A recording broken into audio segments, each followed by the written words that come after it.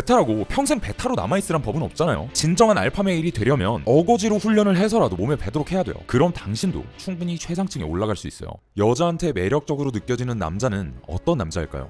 여기에 대해서 크게 두 가지 그룹의 의견이 대립하는 것 같아요. 이 그룹은 물과 기름처럼 섞일 수 없어 보이고 서로를 한순간도 인정하지 않습니다. 오늘은 이 두 가지 그룹이 어떤 의견을 갖고 있는지, 그리고 여기에 대해서 제 개인적인 생각을 말해보려 합니다. 아마 어떤 유튜브에서도 들어본 적이 없는 내용일 거예요. 이 내용을 듣고 이해한다면 최상위 매력적인 남자가 되려면 어떻게 해야 하는지, 여기에 대한 올바른 방향을 잡게 될 겁니다. 자, 두 개의 그룹이 서로 대립한다고 했죠. 1번 그룹, 이 그룹은 여자한테 잘해줘라 그룹입니다. 여자한테 잘 대해주는 것이 매력이라고 주장해요. 차 탈 때 문 열어주는 것 같이 매너 있는 남자, 추운 겨울에 핫팩 준비하는 것 같이 센스 있는 남자, 이런 남자가 되는 걸 지향하죠. 보통은 많은 남자들이 처음 여자에 관심을 가질 무렵 한 번쯤은 이런 남자가 되려고 시도해봤을 거예요. 매너, 센스 이런 걸 갖추려면 어떻게 해야 할지 검색해본 분들도 많을 겁니다. 그런데 이런 쪽 정보를 찾다 보면 항상 따라붙는 단어가 있죠. 베타메일, 호구, 매너와 센스, 이런 남자의 이미지를 보다 보면 솔직히 그런 생각이 들 때가 있습니다. 여자들은 뭘 그렇게 원하는 매너가 많아서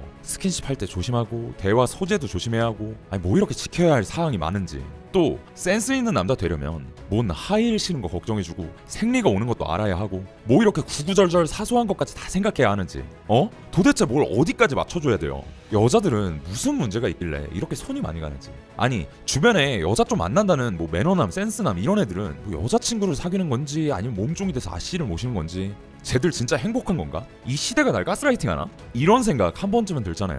여기서 더 화가 나는 건 여자한테 맞춰주면 나한테는 돈만 빼가고 섹시한 남자와 바람피고 떡친다, 이런 얘기도 듣게 돼요. 이쪽 노선 잘못 탔다가는 진짜 없던 여자 혐오도 생길 것 같죠. 그러다 보면 눈에 들어오는 게 이겁니다. 2번 그룹. 2번 그룹은 이기적으로 해라 라는 그룹입니다. 소위 말하는 알파메일, 상남자, 나쁜 남자, 이쪽이 매력적인 남자다 라는 그룹이죠.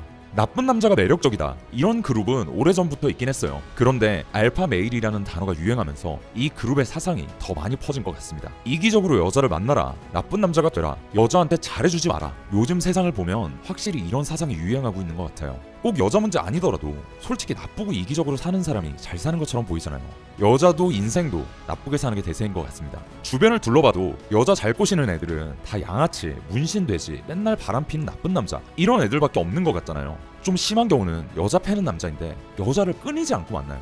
여자 패도 계속 만나지니까 계속 패는 거지. 아무튼 보이는 게 이러니까 호구처럼 살긴 싫은데 양아치가 되는 건 진짜 좀 아닌 것 같고, 나같이 상대방을 위한 마음이 있으면 여자 못 꼬시는 건가? 아니 여자들은 그런 남자만 좋아하는 게 진짜 눈깔이 병신인 건가? 이런 생각이 들기 마련입니다. 이제부터 이 생각이 맞는지 진짜 그런지 한번 볼게요. 일단 매력적인 남자, 이거 되게 추상적이죠. 조금 더 가시적으로 평가할 수 있도록 평가 항목을 정해볼게요. 제가 생각하기에 매력적인 남자는 세 가지를 갖춰야 합니다. 첫 번째 만남, 두 번째 섹스, 세 번째 장기 관계. 첫 번째 만남은 새로운 만남을 의미합니다. 매력이라는 단어 자체가 사람의 마음을 사로잡아 끄는 힘, 이게 단어 뜻이잖아요. 당연히 새로 만난 여자의 마음 또한 끌어당길 수 있어야겠죠. 그리고 두 번째, 원하는 여자랑 섹스를 할 수 있어야 합니다. 매력과 섹스 너무 당연하죠. 넘어갈게요. 세 번째, 장기 관계도 잘할 수 있어야 합니다. 장기라함은 최소 몇 달에서 년 단위 이상을 말합니다. 평생 혼자 살 게 아니라면 결혼이든 연애든 오랜 기간 만나야 하는 구간은 존재할 수밖에 없어요. 그러니 장기 관계는 중요한 문제죠. 그리고 그냥 장기적으로 만난다, 이거 아닙니다. 장기 관계에서 발생하는 여러 문제를 잘 해결하면서 서로 만족스럽게 만나야 합니다.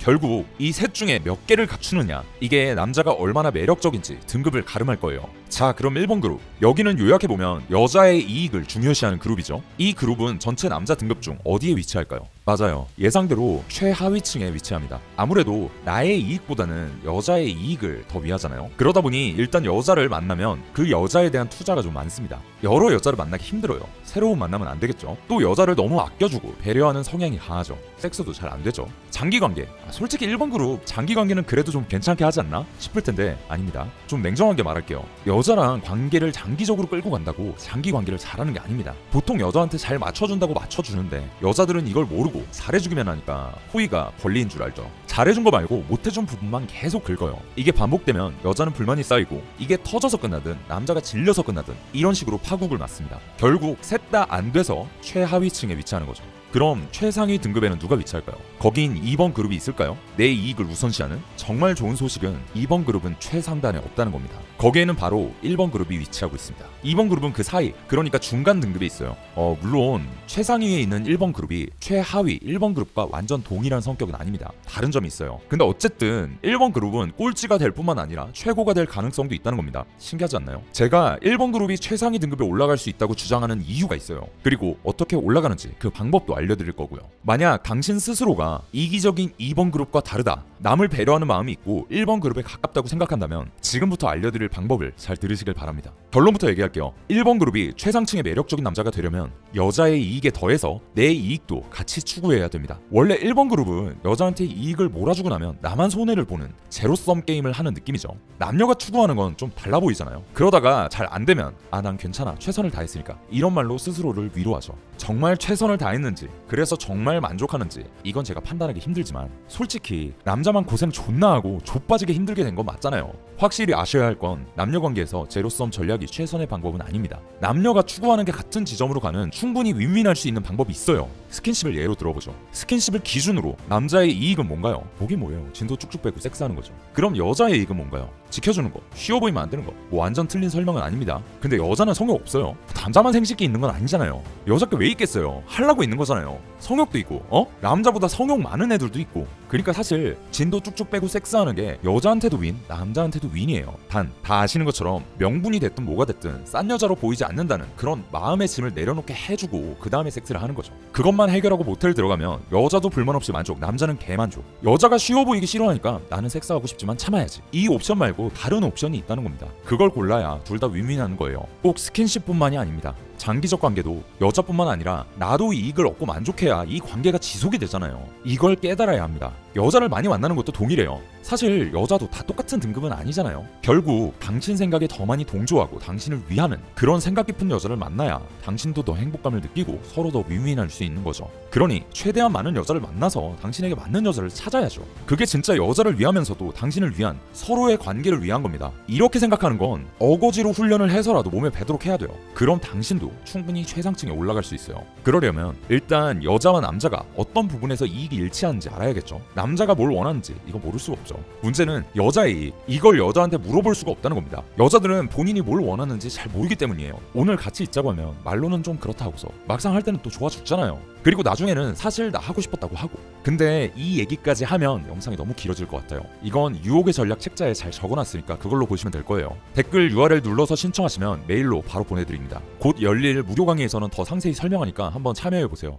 근데 잠깐만, 2번 그룹은 왜 중간층일까요? 2번 그룹이 물론 매력은 있습니다. 새로운 만남? 보통 괜찮게 해요. 섹스 잘해요. 근데 장기적 관계, 얘들은 약간 남녀 관계를 잡아먹지 않으면 잡아먹기는 그런 경쟁의 장으로 보죠. 근데 장기 관계는 이런 이기적인 마인드만 갖고서는 잘 안 됩니다. 실제로 주변에 같이 시작해서 잘하는데 약간 제비과로 빠진 친구가 몇 있었어요. 장기 관계로 가면 여자 돈이랑 정신 갉아먹는 그런 느낌이더라고요. 그러다 보니까 관계가 오래가지를 못해요. 더 안 좋아 보였던 게 여자도, 그리고 이 제비 친구도 그렇게 만족스러워하진 않더라고요. 솔직히 다 그런지는 모르겠어요. 근데 제가 본 대부분은 그랬습니다. 시간은 시간대로 쓰고 좀 불행해 보이더라고요. 그리고 솔직히 말해서 평생 혼자 살면서 즐기기만 할 건 아니잖아요. 평생 솔로로 산다고 쳐도 나이 40, 50 더 먹고 이렇게 이기적이게 플레이하면 과연 옆에 여자가 있을까요? 실력이 아무리 좋아도 이 나이쯤 되면 돈도 많이 써야 하고 외모 관리도 엄청 많이 해야 겨우 됩니다. 그렇게 해도 예전처럼 젊고 예쁜 여자는 만나기 힘들 겁니다. 그러다 보니 저는 이 2번 그룹이 이기심 때문에 명확한 한계에 부딪힌다 라는 결론을 내렸어요.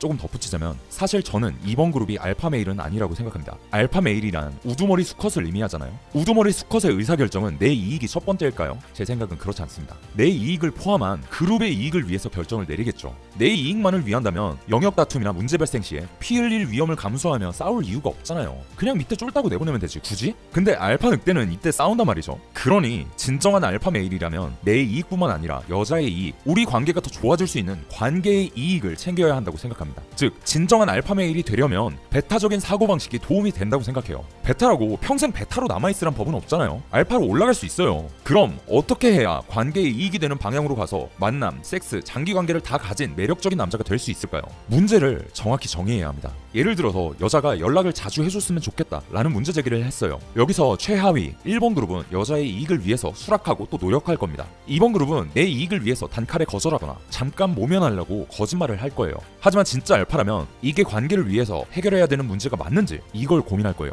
만약 평소 별게 없어서 연락을 조금 더 자주 해줄 수 있는 거면 뭐 적당히 신경 써줄게 라고 할 수도 있겠지만, 일이나 사업에 집중하고 있다면 연락을 자주 하는 건 일에 대한 집중이 감소하고 수익의 감소로 이어질 수 있죠. 이건 여자와 남자 둘 다에게 좋지 않은 겁니다. 결국 더 나은 관계를 위해서는 오히려 연락을 줄이거나 지금 연락하는 것도 충분히 노력한다는 걸 여자가 알게끔 해주면 되겠죠. 이렇듯이 여자가 이게 문제야 라고 하는 것에는 휘둘릴 필요가 없습니다. 앞서 말했듯 여자의 말은 믿을 게 못 돼요. 실제 문제는 다르기 때문이죠. 여자의 표면적 말이 아닌 관계를 더 낫게 해줄 진짜 문제를 찾아서 해결해준다면 나도 여자도 만족하는 방향으로 문제를 해결하게 될 겁니다. 관계에 이득이 되는 방향으로 해결한 거죠. 이렇게 된다면 당신이 가진 배려심이나 이타적인 점들을 갖고도 충분히 매력적인 남자가 될 수 있는 거예요. 배우고 생각을 바꾸고 훈련하면 누구나 충분히 할 수 있습니다. 영상을 여기까지 봤다는 건 이 내용을 이해했다는 거잖아요. 이걸 알게 된 것만으로도 당신은 상위에 올라갈 관점을 얻게 된 거예요. 그럼 나쁜 남자만 맹목적으로 따라하는 그런 남자들보다 더 위로 올라갈 가능성이 열린 겁니다. 자신감을 가지시길 바랍니다. 오늘은 베타적인 특성을 갖고 있는 남자가 최상위 매력남이 될 수 있는 관점과 거시적 방법에 대해서 알려드렸습니다.